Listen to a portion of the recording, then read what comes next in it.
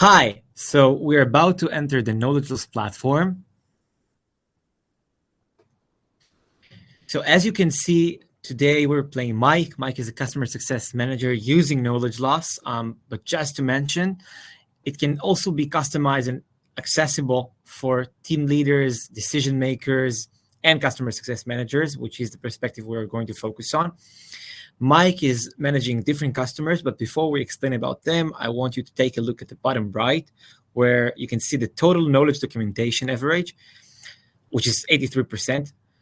This metric basically says that out of all of the systems that Noledgeloss is integrated with and analyzing, 83% of the knowledge of the information was captured, processed, and redocumented by the Noledgeloss engine. On the bottom left, you can see the channels that BMW is integrated with. BMW is one of the customers that Mike is managing. As you can see, the channels are Slack, Google Drive, and Gmail that are currently integrated. And now let's jump to the BMW button. The BMW current knowledge documentation status is 97%, which means that out of Slack, Google Drive, and Gmail, 97% of the data there was captured and analyzed by Noledgeloss. Its L score is 55%, and it requires attention. Let's figure out why.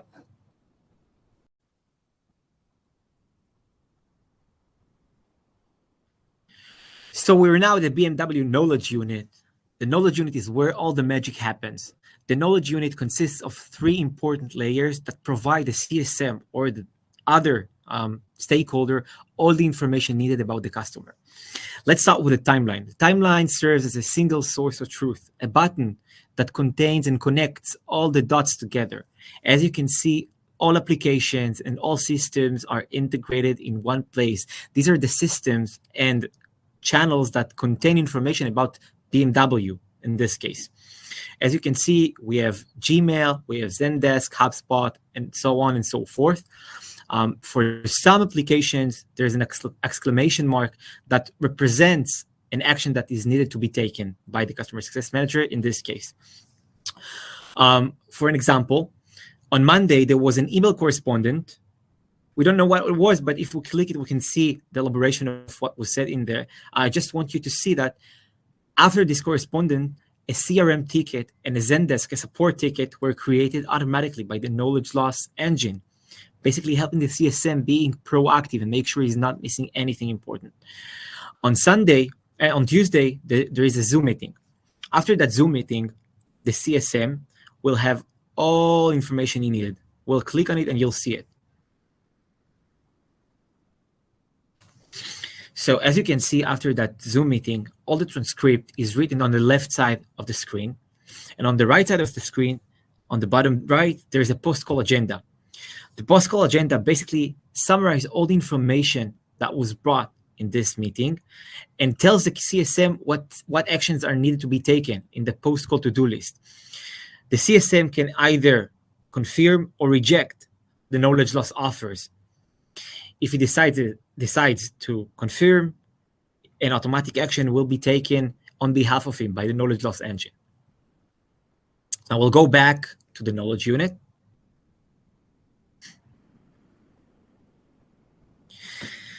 So on the bottom left, we can see the Insight and CTA section. The Insight and CTA section is what we've just seen in the Zoom meeting summary, but for all objects on the timeline.